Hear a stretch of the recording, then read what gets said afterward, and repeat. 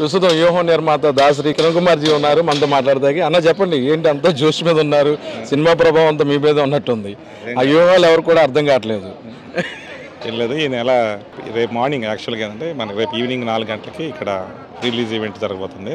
జగగర్జన అనే పేరు మీద ఒక 50,000 మందితో రిలీజ్ ఈవెంట్ని రాంగోపురం గారి సమక్షంలో స్థానిక ప్రజాపతితో అన్ని జిల్లాల ఎమ్మెల్యేలు మంత్రుల సమక్షంలో భారీ ఎత్తున ఏర్పాటు చేస్తున్నాం. మన రాంగోపురం గారికి సంబంధించిన ఆయన అంటే ఇష్టపడే అభిమానులు కానీ, వ్యూహం సినిమాకి సంబంధించిన అభిమానులు, పార్టీ అభిమానులు అందరూ కూడా, వైసీపీకి సంబంధించిన ఫాలోవర్స్ అందరూ కూడా సినిమాని రేపు ఈవెంట్ సక్సెస్ చేస్తాం. దాంట్లో చాలా సంతోషం వ్యక్తపరుస్తున్నాం. అంటే పూర్తిగా కూడాను వైసీపీ మద్దతుగానే సినిమా ఉంటుందని మీ మాటలు అర్థమైపోయింది.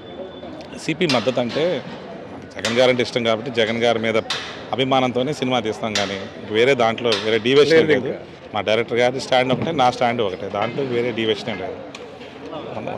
నిజ జీవిత సంఘటనలో జరిగిన యథార్థ సంఘటనల ఆధారంగా మనం చేసుకున్న దాన్ని సినిమా అంటే మూవీ అది. దాంట్లో ఆయన మీద అభిమానంతో చేసిన సినిమా అండి. దాంట్లో చెప్పండి, ఏదైతే జగన్ గారు ఉన్నారో పాదయాత్ర కావచ్చు, తర్వాత ఆయన జైల్లో ఉండే పరిస్థితి కావచ్చు, ఇదంతా కూడా ఒక ఐకాన్ లాగా ఆదర్శంగా ఉన్నారు. అయితే చాలామంది వాళ్ళ రాజకీయాల్లో అంటే పేర్లు పవన్ కళ్యాణ్ కానీ, నాగలోష్ కానీ, వాళ్ళు ఎవరు కూడా ఈయనకి కనుచూపు మేరలో ఆనట్లేదు. ఈ ప్రభావం 2024లో ఆయన సక్సెస్ అయ్యే అవకాశం ఉందండి. నాకు తెలిసినంత వరకు ఆయనకు ఒక్కసారి సీఎం అయిన తర్వాత ఇంకా ఆయన ఒక ఆరోగ్యం అని అంటే భూమి మీద ఆయన భగవంతుడు ఆయన ఆయుష్ ఉన్నంత వరకు, అంటే ఒక 30 సంవత్సరాలు, 40 సంవత్సరాలు, 50 సంవత్సరాలు వేసుకోండి, ఆయన ఉన్నంత వరకు ఆయనే ముఖ్యమంత్రిగా ఉంటాడనేది నా వ్యక్తిగత అభిప్రాయం. 100% ఉంటుందని ఉంటుంది కూడా, ఇంకా ఫర్దర్గా కూడా ఉంటుంది అనేది నా అభిప్రాయం. అంటే మీకు ఈ మధ్యకాలంలో ఏ అంశం బాగా నచ్చింది?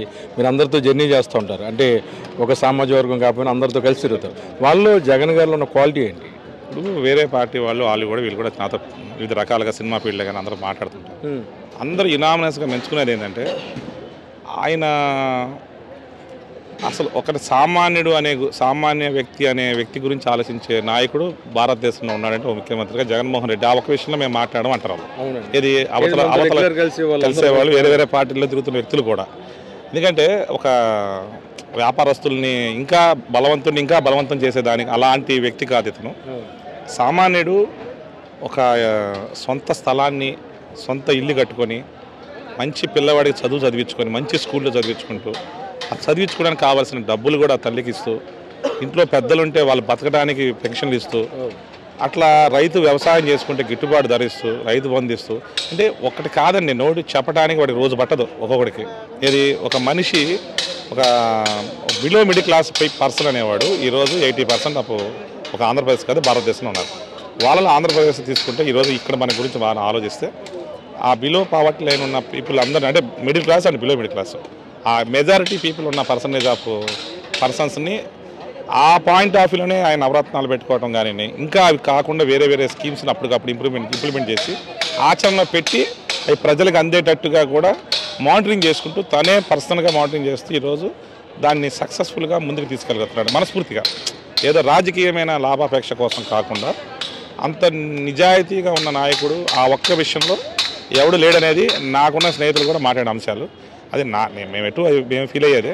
కానీ బయట వ్యక్తులు కూడా, ఆ విమర్శకులు కూడా ఆ ఒక్క విషయంలో ఆయన విమర్శించడానికి లేదు. అలా చెప్పండి, మీరు వన్ సైడ్గా కూడా జగన్ అభిమానిగా సినిమాలు చేస్తున్నారు.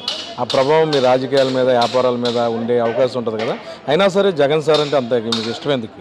సార్ నేను మొదటి నుంచి 2006 నుంచి జగన్ గారిని ఇష్టపడుతూ ఆయన వెనకాల నడుచుకున్న వ్యక్తిని.